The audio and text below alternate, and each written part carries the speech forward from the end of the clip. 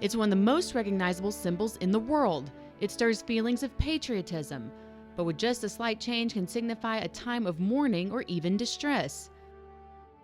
Whether you call it the Star-Spangled Banner or Old Glory, the flag is a very important part of American life. For Flag Day, we asked former Judge Advocate General of the United States Army and Texas Tech School of Law Dean Emeritus Walter Huffman to share the stories behind his flags and what the Stars and Stripes mean to him. I served in Vietnam as a field artillery battery commander. Served in Desert Storm as a lawyer, senior lawyer for the Army Major Command that was responsible for the victory in Desert Storm.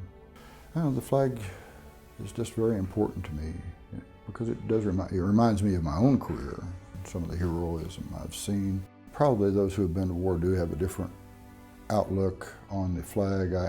You think of that iconic picture of the flag raising on Iwo Jima. That flag raising did so much for the morale of the troops. I mean, the flag's just a piece of cloth itself, but the symbolism of that flag and all that it represents and all that it brings to mind. There are so many American values that we hold important: our freedoms,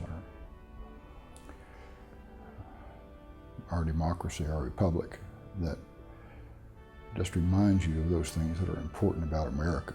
For Huffman, his flags represent different times in his colorful career. This flag that's behind me here is displayed in my home office, and it's the flag that my office, which, as I say, supported the senior Army commander during Desert Storm. We carried this flag with us, and we used it in our office to mark this is our headquarters. We used it for promotion ceremonies. It became the flag that was in the tent that became the courtroom, because you want even a tent that's set up as a courtroom to have the accoutrements of justice and decorum and as much as you can.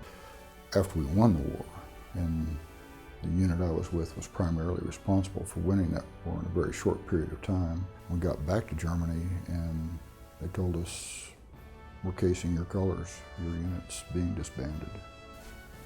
And the people of my office said, "Well, you should have this flag since it's not going to be used in any office here anymore."